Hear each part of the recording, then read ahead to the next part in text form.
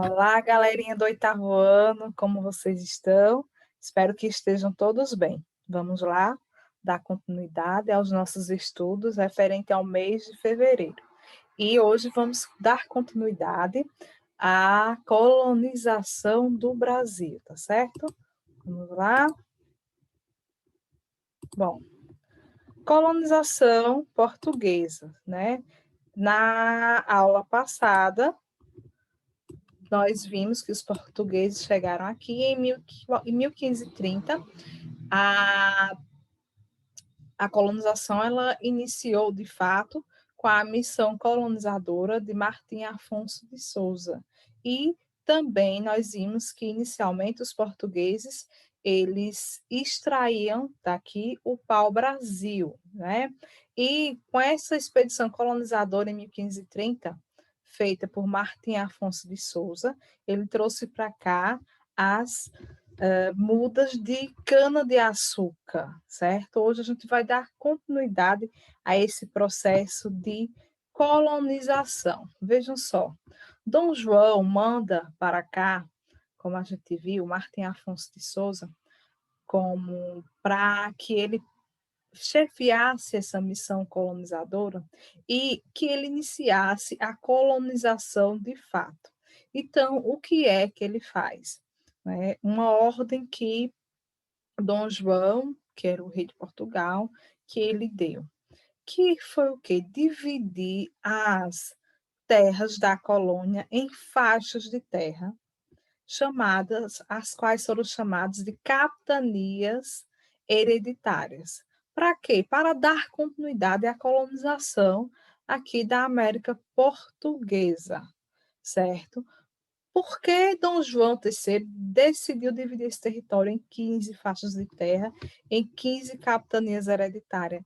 Como era um território muito extenso, para ele dar, né, conseguir dominar todo esse território era complicado. Então, o que ele fez? Dividiu em 12 capitanias hereditárias e doou essas capitanias hereditárias a um capitão donatário.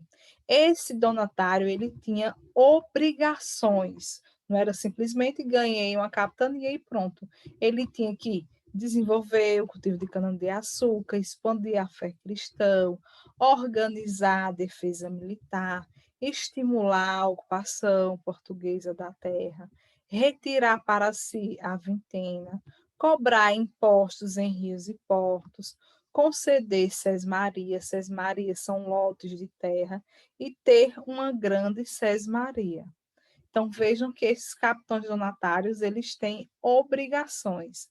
A única uma coisa que um capitão donatário ele não podia fazer era doar uma capitania hereditária. Isso ele não podia. Mas como era uma terra grande para ele poder dar conta, ele dividia em lotes de terra e concedia, deixava uma pessoa tomando conta, que eram chamados esses lotes de Maria, certo? Bom, dessas 15 capitanias hereditárias, foi um total fracasso, né? Elas não tiveram sucesso, a não ser a capitania de São Vicente, né? Que ela deu certo, né? São Vicente e Salvador. As demais, não. Por quê? O contato entre elas era muito difícil, precisava-se de muito investimento, né? A distância entre as capitanias e Portugal, então tudo isso foram dificuldades que foram enfrentadas pelos donatários e essas capitanias elas não deram certo, elas fracassaram. Diante do fracasso das capitanias hereditárias, né, Dom João III ele criou o governo geral em 1548. Né? O que é isso? Tem as capitanias, e daí eu crio um governo geral, alguém que vai governar todas elas, né? Como se fosse um presidente, o governo geral, né? como se o governo geral fosse um presidente, e os capitães donatários, os governadores das capitanias hereditárias. A gente vai ter como primeiro governador-geral Tomé de Souza, que chegou aqui em 1549, depois veio Duarte da Costa e Mendes de Sá. Qual era a função desse governo geral, certo? Era administrar aqui a colônia portuguesa. Para isso, ele, né, criou auxiliares para estar ajudando ele, que era o capitão-mor, o ouvidor-mor e o provedor-mor, um responsável pela defesa, outro pela administração, tá certo? A economia, bom, lembra que eu falei que quando Martim Afonso de Souza veio com a expedição colonizadora, ele trouxe para cá a cana-de-açúcar, mudas de cana, para ver se dava certo, e deu certo. Então, iniciou-se aí a exploração da América Portuguesa e Dom João escolheu a cana-de-açúcar para poder estar produzindo riqueza aqui na América Portuguesa.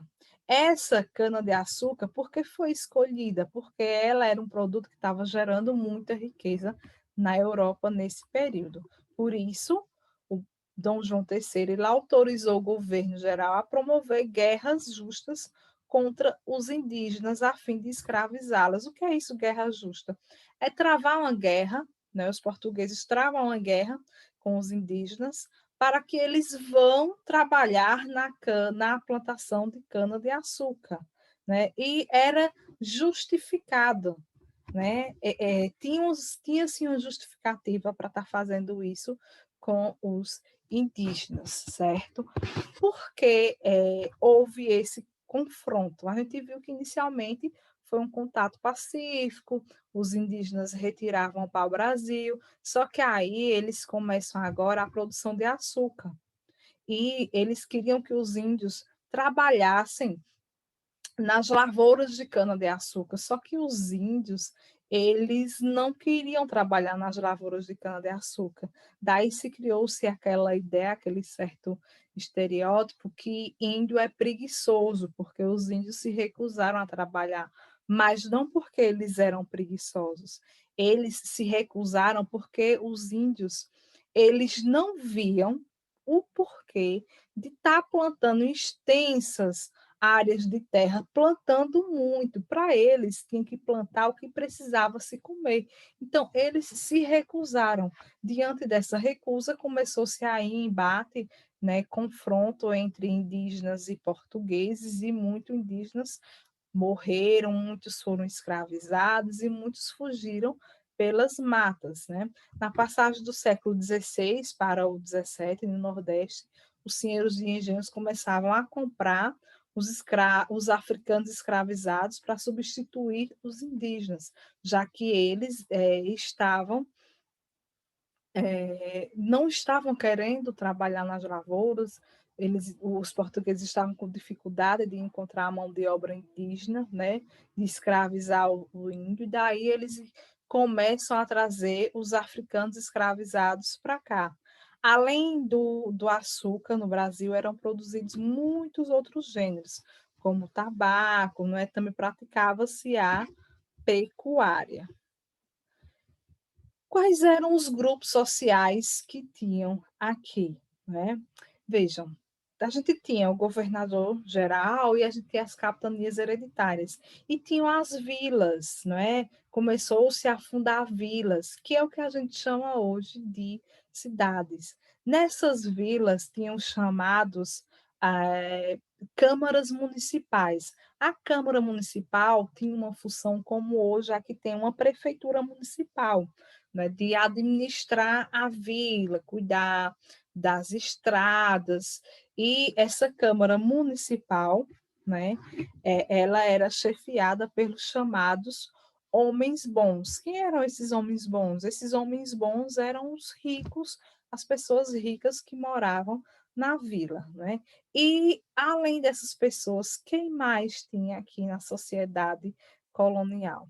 Além desses, a gente tinha os senhores de engenho, que eram os donos de engenho, Tínhamos também comerciantes, lavradores de cana, que eram os que trabalhavam na plantação de cana, os roceiros, vaqueiros, trabalhadores assalariados e também escravizados. No topo da pirâmide, né, quem era que tinha mais poder? O senhor de engenho. Né? A gente tinha os lavradores de cana, que eram pessoas que plantavam cana, os comerciantes de escravos, que eram pessoas que enriqueceram muito, vendendo escravos, a gente tinha os trabalhadores assalariados e, na base, os escravizados, que geralmente eram indígenas ou os escravos africanos, certo? Sendo que, quando começou-se aí a plantação de açúcar, aumentou-se muito e começou a vir muito escravo africano para cá, tá certo? Bom, por hoje é só. Agora vocês vão estar respondendo a atividade de vocês, tá certo? Vamos lá ver aqui a atividade.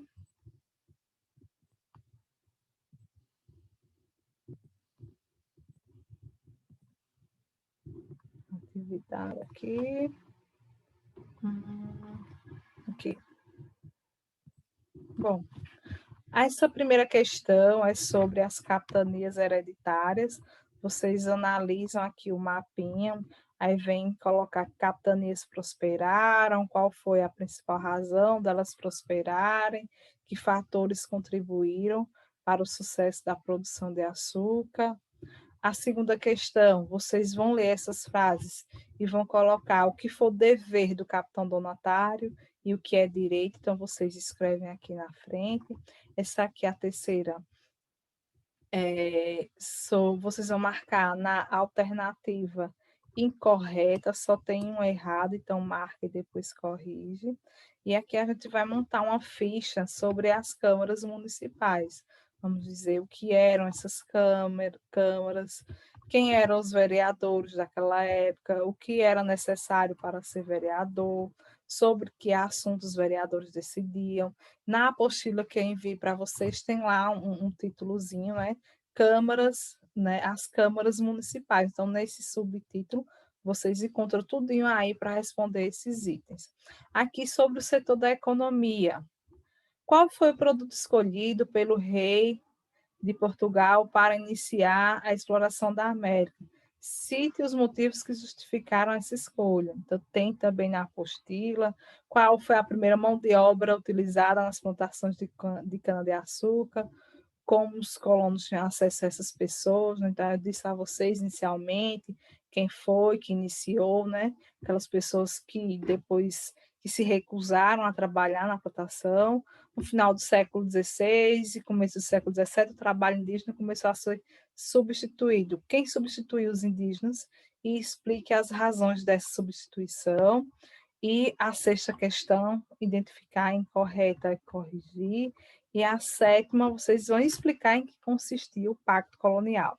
O que era um pacto colonial? O pacto colonial era um pacto entre a colônia, que no caso era o Brasil, e a metrópole, onde a colônia só podia comercializar com a metrópole, com mais ninguém, certo? Então, a colônia fornecia matéria-prima para a metrópole e a metrópole trazia para cá produtos manufaturados para serem vendidos, certo? Também tem aí no livrinho de vocês.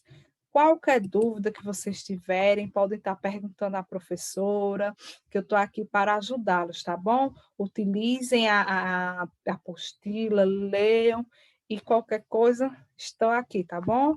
Tchau, tchau, beijo, beijo.